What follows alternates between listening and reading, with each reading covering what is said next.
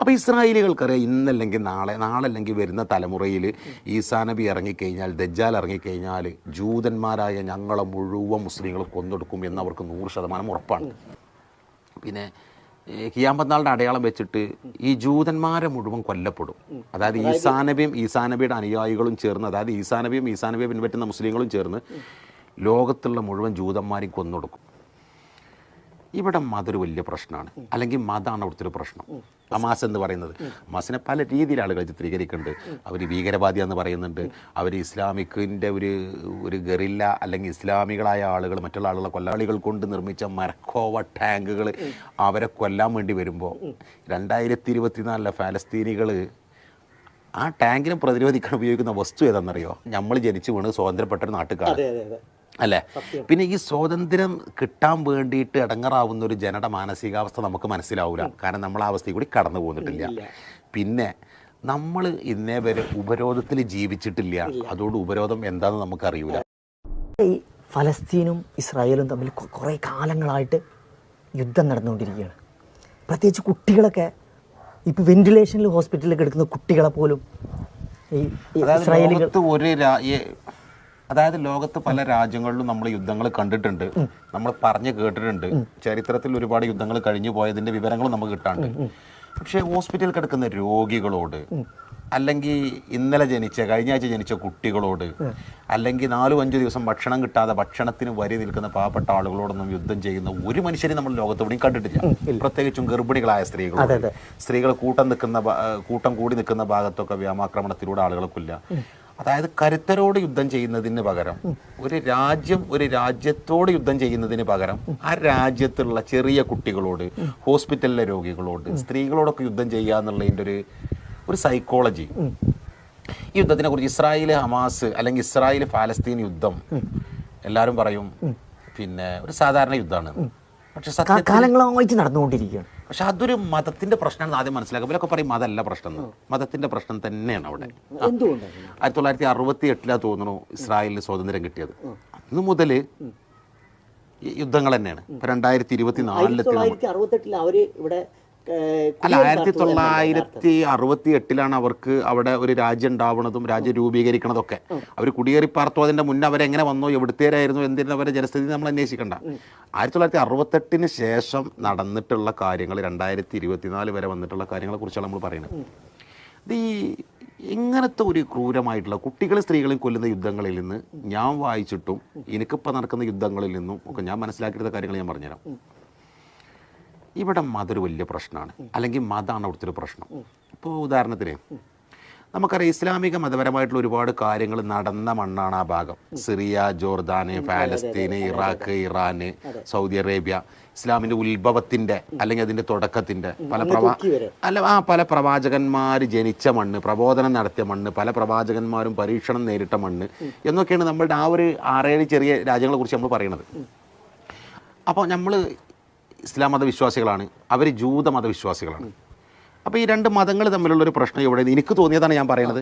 ഇത് എൻ്റെതായ ഒരു രീതിയിലാണ്, എൻ്റെ ചിന്താഗതി അനുസരിച്ച് ഞാൻ പറയുന്ന കാര്യം എനിക്ക് ശരിയെന്ന് തോന്നിയത് മാത്രമാണ്. ഇത് കേൾക്കുന്ന 10-ൽ 9 ആൾക്കും ഇത് ശരിയായിട്ട് തോന്നണമെന്നില്ല, അല്ലെങ്കിൽ ശരിയായിട്ട് തോന്നാം. അവർക്ക് അവരുടെ നിർവചനങ്ങളതിലുണ്ടാകും. അതൊന്നും എന്നെ ബാധിക്കുന്ന പ്രശ്നങ്ങളല്ല.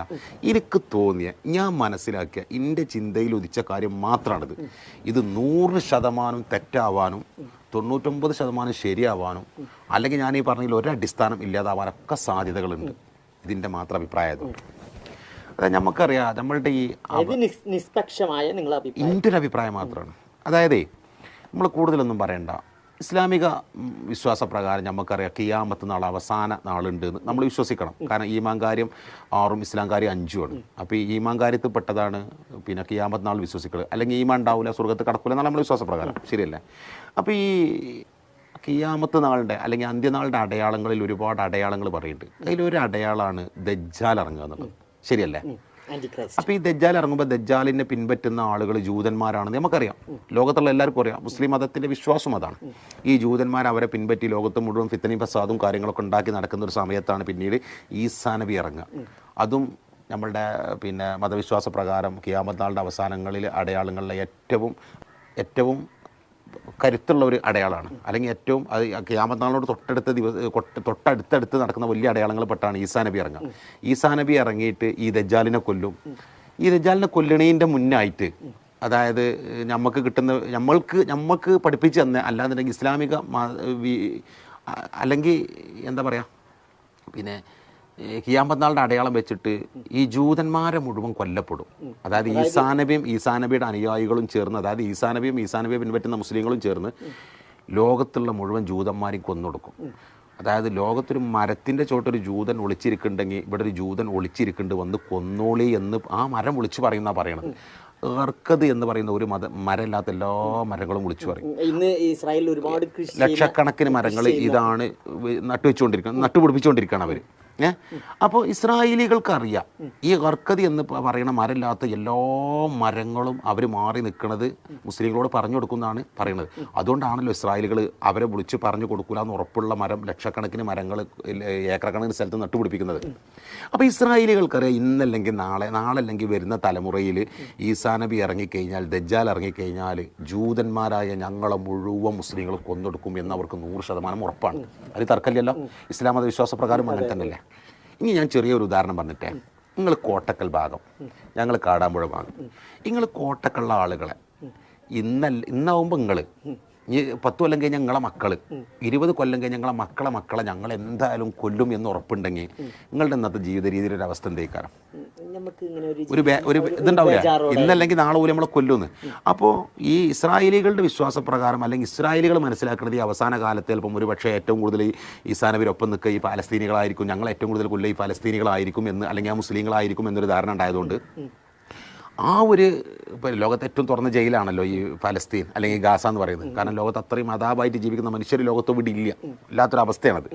അപ്പോൾ ഈ ആളുകളെ കിട്ടുന്ന അവസരങ്ങളിൽ മുഴുവൻ കുട്ടികളെ, സ്ത്രീകളൊക്കെ കൊന്നൊടുക്കി ഉന്മൂലനം, അതായത് വംശഹത്യയാണ് പച്ചക്ക് അവിടെ നടന്നുകൊണ്ടിരിക്കുന്നത് ഇസ്രായേലിൽ.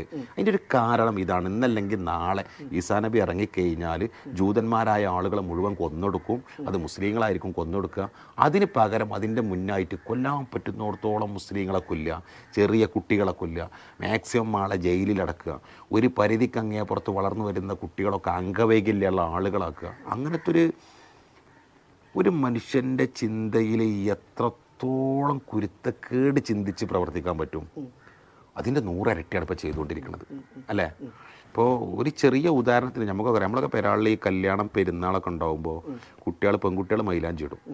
അത് പഴയ കാലത്ത് മൈലാഞ്ചി അരച്ച് തേച്ചിന് കാലത്ത്. ഇന്നിപ്പോൾ ഈ 10-30 റുപ്യൊക്കെ നമുക്ക് ട്യൂബ് കിട്ടുന്ന കാലമായതുകൊണ്ട് ഏത് സമയത്തും കുട്ടികൾ മൈലാഞ്ചി ഇടും. ഇപ്പോൾ നമ്മളൊക്കെ വൈകുന്നേരം പെരയ്ക്ക് ചെല്ലുമ്പോൾ നമ്മളെ പെരയുള്ള ചെറിയ കുട്ടികൾ, അല്ലെങ്കിൽ നമ്മുടെ അയൽവാസികളുടെ കുട്ടികൾ, അല്ലെങ്കിൽ നമ്മുടെ പെങ്ങന്മാരെ കുരിപ്പുകളൊക്കെ വിരുന്ന് കഴിഞ്ഞാൽ കുട്ടികൾ ഒരുമിച്ച് ഇങ്ങനെ കയ്യിൽ മൈലാഞ്ചി ഉണ്ട് കാണാൻ ഭയങ്കര രസമാണല്ലേ, ഭയങ്കര ഭംഗിയാണ് അത് ചെറിയ പെൺകുട്ടികളെ കിട്ടുന്നത് കാണാൻ. അപ്പോൾ നമ്മളൊക്കെ പെരാളെ പെൺകുട്ടികൾ മൈലാഞ്ചി ഇടും നമ്മൾ കണ്ടിട്ടുണ്ട്. എന്നാൽ ഗാസയിൽ ചെറിയ പെൺകുട്ടികളും ആൺകുട്ടികളും ചെയ്യണം എന്താ അറിയോ? ഒരു പെന്നുണ്ട് മൈലാഞ്ചി ഇടുന്നത് പോലെ അവരുടെ പേരും അഡ്രസ്സും അവരുടെ കയ്യിൻ്റെ വള്ളിയിൽ വളരെ വൃത്തിയായിട്ട് എഴുതി വെക്കുകയാണ്. എന്തിനാണെന്നറിയോ?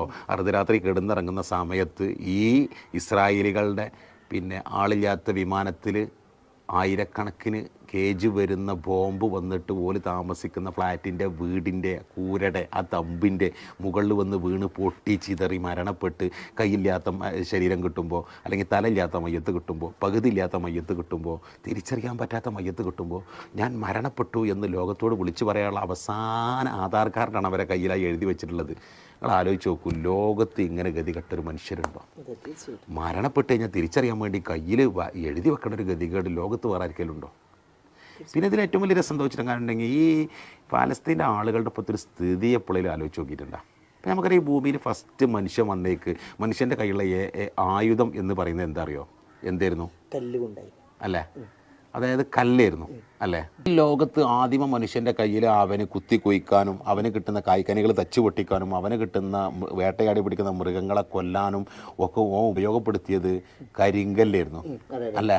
അവൻ്റെ കയ്യിലുള്ള ആയുധം കരിങ്കല്ലാണ്, ശിലായുഗം തന്നെ പറയുന്നുണ്ട്, അല്ലേ? നമുക്കറിയാം ലോകത്തിൻ്റെ എത്രയോ ഭാഗങ്ങൾ ഖനനം ചെയ്തിട്ട് അങ്ങനെ ആളുകൾ ഉപയോഗപ്പെടുത്തിയ ഒരുപാട് കരിങ്കല്ലിൻ്റെ മഗ്, കരിങ്കല്ലിൻ്റെ കത്തി, കരിങ്കല്ലിൻ്റെ ചട്ടി ഒക്കെ കണ്ടിട്ടുണ്ട്.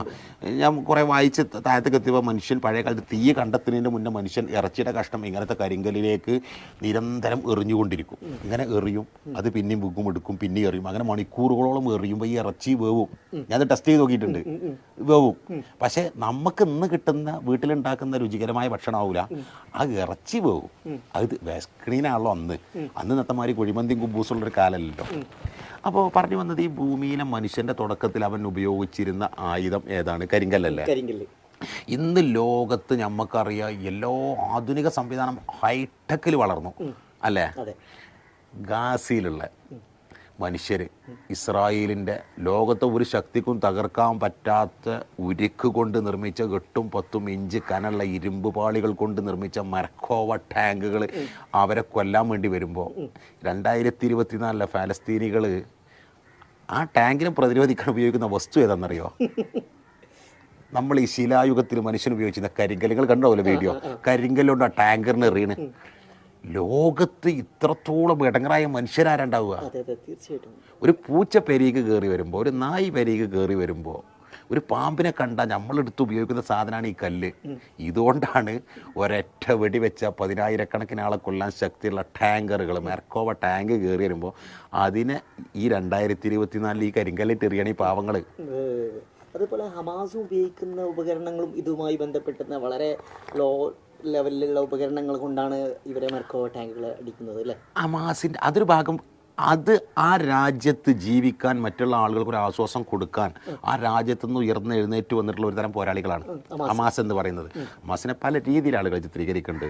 അവർ ഭീകരവാദി എന്ന് പറയുന്നുണ്ട്, അവർ ഇസ്ലാമിക്കിൻ്റെ ഒരു ഗറില്ല അല്ലെങ്കിൽ ഇസ്ലാമികളായ ആളുകൾ മറ്റുള്ള ആളുകളെ കൊല്ലാൻ ഉപയോഗിക്കുന്ന ഒരുപാട് രീതിയിൽ അതിനെ വ്യാഖ്യാനിക്കുന്നുണ്ട്. നിങ്ങൾ യഥാർത്ഥത്തിൽ നിങ്ങളൊരു വ്യൂ ശരിക്കും ഹമാസ് എന്താണ്? അല്ല, ഈ ഇസ്രായേലിൻ്റെ ആക്രമണങ്ങളെക്കുറിച്ചും അല്ലെങ്കിൽ ഇസ്രായേലുകൾ ഈ 1, 2, 3 ആളുകൾ നിരന്തരമായിട്ട് കൊന്നുകൊണ്ടിരിക്കുന്നുണ്ടായിരുന്നു ആദ്യം ഈ യുദ്ധത്തിന് മുമ്പേ. ഈ നവംബർ 7, 17 മുന്നേയും ഇത് നടന്നുകൊണ്ടിരിക്കണതാണ്, കൊല്ലങ്ങളായിട്ട് നടക്കണതാണ്. ഇതൊന്നും വാർത്തല്ല, ഈ യുദ്ധങ്ങൾ മാത്രമേ വാർത്തുള്ളൂ. അപ്പോൾ നിരന്തരം ഒരു കൂട്ടം ആളുകൾ മറ്റൊരു കൂട്ടർ ആക്രമിക്കുമ്പോൾ ആ ആക്രമിക്കപ്പെട്ട ഇടങ്ങറായി കിടക്കുന്ന ജനതയിൽ നിന്ന് ഉയർത്തെഴുന്നേറ്റ് വന്ന ഒരു കൂട്ടം ആളുകളാണ് ഈ ഹമാസ്. അപ്പോൾ ഹമാസിൻ്റെ കയ്യിലുള്ള ആയുധങ്ങൾ വെച്ച് അവർ പ്രതിരോധിക്കും, സ്വാഭാവികമല്ലേ? പിന്നെ അതായത് നമ്മളൊന്നും സംബന്ധിച്ചിടത്തോളം സ്വാതന്ത്ര്യം, എന്തിനാണ് സ്വാതന്ത്ര്യം കിട്ടുന്നത് എന്ന ബോധം നമുക്കില്ല എന്ന് മനസ്സിലാക്കുക. കാരണം നമ്മൾ ജനിച്ചു വീണത് സ്വാതന്ത്ര്യപ്പെട്ടൊരു നാട്ടുകാരാണ് അല്ലേ? പിന്നെ ഈ സ്വാതന്ത്ര്യം കിട്ടാൻ വേണ്ടിയിട്ട് ഇടങ്ങറാവുന്ന ഒരു ജനയുടെ മാനസികാവസ്ഥ നമുക്ക് മനസ്സിലാവില്ല, കാരണം നമ്മൾ ആ അവസ്ഥയിൽ കൂടി കടന്നു പോന്നിട്ടില്ല. പിന്നെ നമ്മൾ ഇന്നേ വരെ ഉപരോധത്തിൽ ജീവിച്ചിട്ടില്ല, അതുകൊണ്ട് ഉപരോധം എന്താണെന്ന് നമുക്കറിയൂല. നമ്മൾ ഇന്നേ വരെ ഭക്ഷണത്തിന് വിശന്നിട്ടില്ല, നമുക്കതുകൊണ്ട് ഭക്ഷണത്തിൻ്റെ വില അറിയൂല. നമുക്ക് ഇന്നേ വരെ വലിയൊരു തൊഴിലില്ലാത്ത പ്രയാസത്തിൽ കൂടി നമ്മൾ കടന്നു പോയിട്ടില്ല, അതുകൊണ്ട് തൊഴിലിൻ്റെ വില നമുക്കറിയൂല. അപ്പോൾ ഇത്തരമൊക്കെ പ്രയാസം ഒരു കൂട്ടം ആളുകൾ കൂടുതലൊന്നും നോക്കണ്ട. ഇവിടുന്ന് കരേക്കാട്ടുന്ന ചങ്കരംകുളത്തേക്കുള്ള നീളും ഇവിടുന്ന് പുത്തൻതാണിക്കൊക്കെയുള്ള വീതിയാണ് ഈ ഗാസ എന്ന് പറയുന്ന സ്ഥലമുള്ളത്. അതിലാണ് 24 ലക്ഷം ആളുകൾ, 2.5 മില്യൺ ആളുകൾ താമസിക്കുന്നത്. നമ്മളൊന്ന് ആലോചിച്ച് നോക്കൂ അതിൻ്റെ ഒരു ദയനീയത. ഇതൊരു വലിയതല്ലേ?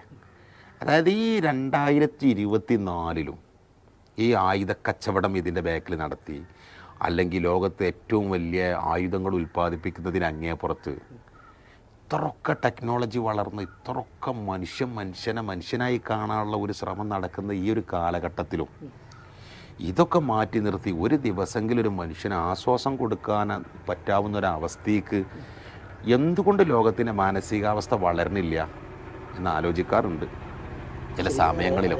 കാരണം ഇവരെ ഈ ഒരു സിറ്റുവേഷൻ ആണ്. ഇപ്പോൾ ഈ കഴിഞ്ഞ ദിവസം പോലും അവർ ഭക്ഷണത്തിന് വേണ്ടി കാത്തു നിൽക്കുമ്പോൾ അവരെ ഈ ഇസ്രായേലിൻ്റെ സൈന്യം അവരെ ആക്രമിക്കുന്നുണ്ട്. അപ്പോൾ ഈ 2024 ലോകത്തുള്ള ആളുകൾക്കൊരു സമാധാനം കൊടുക്കാൻ, അല്ലെങ്കിൽ ഒരു നേരം ഭക്ഷണം കിട്ടാത്തതുകൊണ്ട് ഒരു നേരം ഭക്ഷണം കൊടുക്കാൻ, അതിനൊക്കെ തുനിയുന്നതിന് അങ്ങേപ്പുറത്ത് ആയുധ കച്ചവടം നടത്തി, മതത്തിൻ്റെ വർഗീയത പറഞ്ഞ് പ്രചരിപ്പിച്ച്, രാഷ്ട്രീയത്തിലൂടെ കുത്തിത്തിരിപ്പുണ്ടാക്കി, ആളുകളെ പട്ടിണിയിലേക്കും പരിവട്ടത്തിലേക്കും എല്ലാ നിലക്കും തള്ളിയിടുന്ന ഒരു ലോകത്തിന് അങ്ങേപ്പുറത്ത് ഭൂമിയിലൊരു സ്വർഗം ഉണ്ടാക്കാൻ ഒരു മനുഷ്യൻ പിറവിയെടുക്കൂലേ ഈ ഭൂമിയിൽ? അല്ലെങ്കിൽ ഓരോ നാട്ടിലും ഓരോ മനുഷ്യർ ഈ ഭൂമിയിൽ സ്വർഗം ഉണ്ടാക്കാൻ ഭൂമിയിൽ നരകയാതന അനുഭവിക്കുന്ന ആളുകൾക്ക്, ഇത്തരം പ്രയാസപ്പെട്ട യുദ്ധങ്ങൾ കൊണ്ട് പ്രയാസപ്പെട്ട ആളുകൾ, ഭക്ഷണം കിട്ടായിട്ട് പ്രയാസപ്പെട്ട ആളുകൾ, സ്വാതന്ത്ര്യം കിട്ടായിട്ട് പ്രയാസപ്പെട്ട ആളുകൾ, പല രീതിയിൽ ഇന്നും പ്രയാസപ്പെടുക എന്ന് പറഞ്ഞാൽ സത്യത്തിൽ ലോകത്ത് ജീവിക്കുന്ന മുഴുവൻ ആളുകൾക്കും റിമാർക്കല്ലേ? ആലോചിച്ച് നോക്കിയിട്ടുണ്ടോ? 800 ചില്ലാനം കോടി ആളുകളുള്ള ഭൂമി, 5,10,000 ദശലക്ഷം ചതുരശ്ര കിലോമീറ്ററുള്ള ഈ ഭൂമി, ചന്ദ്രനിലേക്ക് ആളെ കൊണ്ടുപോകാൻ ഇന്ന് ബുക്കിംഗ് നടന്നുകൊണ്ടിരിക്കുകയാണ് ഈ ലോകത്ത്. ആ ലോകത്തിൻ്റെ ഏറ്റവും വലിയ രസം എന്താ അറിയോ? 2024 നമ്മൾ ഈ വർത്തമാനം പറയുന്ന സമയത്ത് ലോകത്തിൻ്റെ ഏറ്റവും വലിയ ശാസ്ത്രജ്ഞന്മാർ ചിന്തിക്കുന്നത്, അതായത് ബഹിരാകാശത്തിന് അങ്ങേപ്പുറത്ത് ചന്ദ്രനിൽ താമസിക്കാൻ പറ്റുന്ന അവസ്ഥയിലേക്ക് മനുഷ്യൻ അങ്ങോട്ട് കൊണ്ടുപോകാനുള്ള ടെക്നോളജി വികസിപ്പിച്ചുകൊണ്ടിരിക്കുകയാണ് ഒരു ഭാഗത്ത്. അതേ ഭൂമിയിലാണ് 4-5 ദിവസം ഭക്ഷണം കിട്ടാഞ്ഞിട്ട് ആരെങ്കിലും കൊടുക്കുന്ന അപ്പക്കഷ്ടത്തിന് വിശന്ന് വരി നിൽക്കുന്ന മനുഷ്യരെ കൊന്നൊടുക്കുന്ന ഒരു ഭാഗത്ത്. അതിൻ്റെ ഒരു പ്രയാസം എത്രയാണ്. അപ്പോൾ ഇതൊക്കെ ഒന്ന് മാറി ഭൂമിയിൽ എല്ലാവർക്കും ഭക്ഷണം കിട്ടണേ, ഭൂമിയിൽ എല്ലാവർക്കും സമാധാനം ഉണ്ടാവണേ, ഭൂമിയിൽ എല്ലാവർക്കും ഒരു പരിധി ഉണ്ട് എന്ത് കിട്ടിയാലും, എന്നാലും ഒരു ചെറിയ സമാധാനമൊക്കെ കിട്ടുന്ന ഒരു ലോകം എന്ന് ക്രിയേറ്റ് ആവും, എന്ന് കാണും. അത് കണ്ടിട്ട് മരിക്കാൻ കഴിയൂലേ? അത് കണ്ടിട്ട് മരിച്ചാൽ മതി എന്നാണ് പ്രാർത്ഥന. വിശക്കാത്തൊരു ലോകം, രോഗമില്ലാത്തൊരു രോഗം, ഈ യുദ്ധങ്ങളില്ലാത്തൊരു രോഗം, മനുഷ്യന് പ്രയാസമില്ലാത്ത, ഭക്ഷണം കഴിക്കാൻ മനുഷ്യന് ഇല്ലാത്തൊരു കാലം. ഇന്ന് ഭക്ഷണം വേസ്റ്റാക്കുകയാണ് മനുഷ്യൻ. പക്ഷേ അപ്പോഴും സമാധാനം ഒരുപാടാക്കല്ലേ? എന്തോ ഇങ്ങനെ സമാധാനം നമ്മൾ ചിന്തിക്കണതിൻ്റെ ഒക്കെ ഒരു പടി അകലെയാണ് സമാധാനം വന്ന് നിൽക്കുന്നത്. അപ്പോൾ എന്തായാലും ഇസ്രായേലിൻ്റെ പ്രശ്നങ്ങൾ ഞാൻ മനസ്സിലാക്കിയെടുത്ത കാര്യങ്ങൾ ഇതാണ്. ഇത് കേൾക്കുന്ന ആളുകൾക്ക് ഒരു പക്ഷേ ഞാൻ പറയുന്നത് വിഡ്ഢിത്തരായിട്ട് തോന്നാം, ഒരു പക്ഷേ അവർക്ക് പകുതി കാര്യമുണ്ടെന്ന് തോന്നാം, കുറേ ആളുകൾക്ക് ഫുള്ള് കാര്യമായിട്ട് തോന്നാം, കുറേ ആളുകൾക്ക് ഒരു വകതിരിവില്ലാത്തതായിട്ട് തോന്നാം.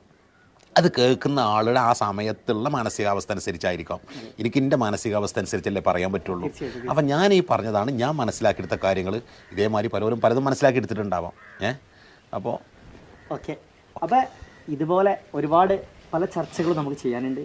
ഇത്തരത്തിലുള്ള ഒരുപാട് പുതിയ കാര്യങ്ങളായിട്ട് ഞാൻ ഇനി വരുന്നതായിരിക്കും. അപ്പോൾ ഓക്കെ, സീ യു.